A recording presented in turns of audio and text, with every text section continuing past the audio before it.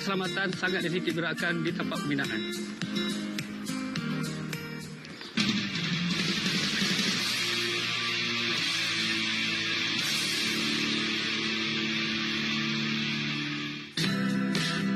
Faktor keselamatan dan kesihatan adalah aspek terpenting dalam sesuatu pekerjaan.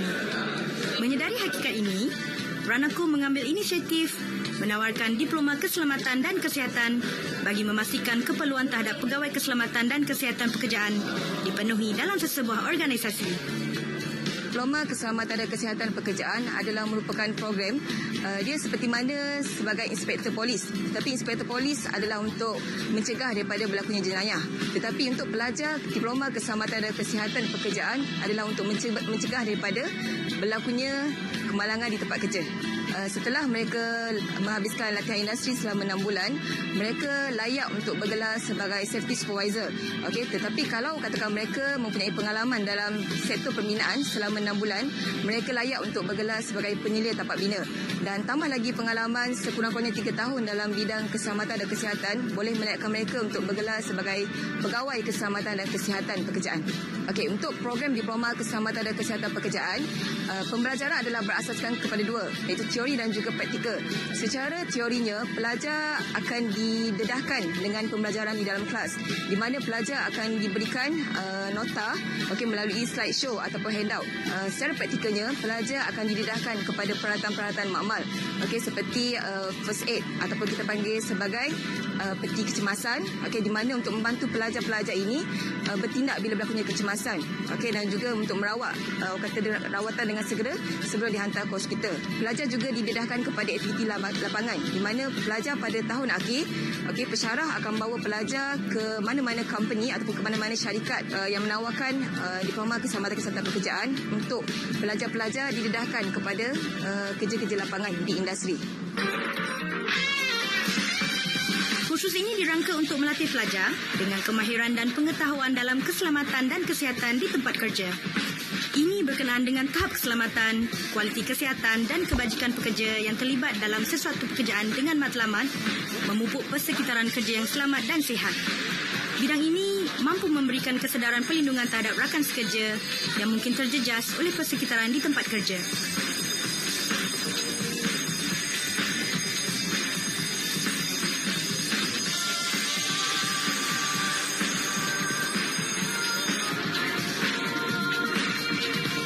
Antara subjek yang saya ajar adalah audit keselamatan dan kesihatan pekerjaan.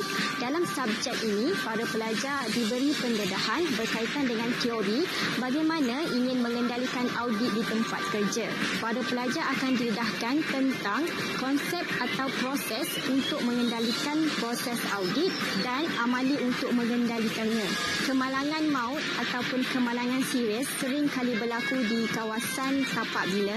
Oleh itu, para pelajar akan didedahkan dengan cara untuk mengatasi kemalangan tersebut, iaitu dengan mengendalikan hairat.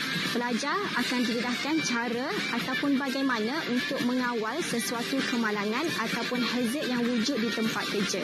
Setelah menamatkan pengajian di kolej kami, pelajar Diploma Keselamatan dan Kesihatan Pekerjaan akan bekerja sebagai penyelia keselamatan di mana-mana syarikat seperti di dalam bidang tapak pembinaan, kilang, perindustrian minyak dan gas. Selain itu, pelajar kami boleh menyambung pengajian untuk menjawat jawatan sebagai pegawai keselamatan dan kesihatan pekerjaan.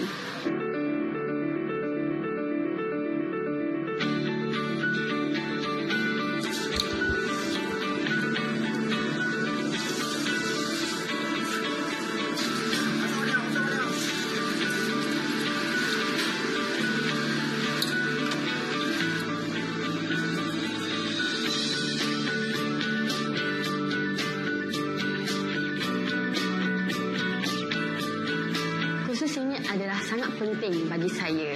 Ia adalah kerana ia dapat memberikan pendedahan yang lebih luas dan lebih mendalam berkenaan keselamatan dan kesihatan tambahan, dan sijil-sijil yang dikeluarkan oleh pihak RP adalah boleh digunakan pakai di mana-mana syarikat berkaitan dengan jawatan keselamatan dan kesihatan pekerja.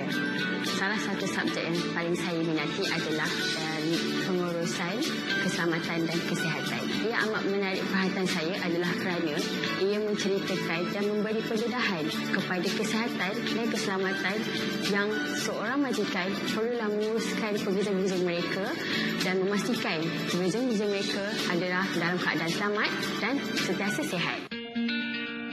Bidang ini tidak sahaja menuntut tanggungjawab dalam aspek pengurusan dan pencegahan kemalangan. Malah, melatih pelajar tentang respons segera yang melibatkan nyawa orang sekeliling. Fokus utama program ini adalah untuk melahirkan graduan-graduan yang cakna dan peka terhadap keselamatan dan kesihatan pekerjaan. Jadi daripada itu, pelajar-pelajar boleh menggunakan ilmu untuk dipraktikkan apabila mereka keluar di dalam dunia industri yang sebenar. Di dalam program ini juga dapat membantu dari segi teori dan praktikal untuk menjadikan seorang graduan atau seorang individu relevan dengan permintaan pasaran dan perundangan yang ada di Malaysia. Setiap perkara yang kita lakukan pastinya ada cabaran. Bagi saya, cabaran yang paling berat yang saya alami di dalam program ini adalah apabila saya ditugaskan untuk menyampaikan maklumat kepada pendengar. Jadi itu bukan satu tugas yang mudah untuk memahamkan mereka apa isi kandungan yang saya perlu berikan. Saya juga dapat pengalaman yang menarik kerana dalam proses itu ia juga adalah satu sesi pembelajaran yang tidak langsung dan boleh mengasah bakat saya untuk berhadapan dengan orang ramai.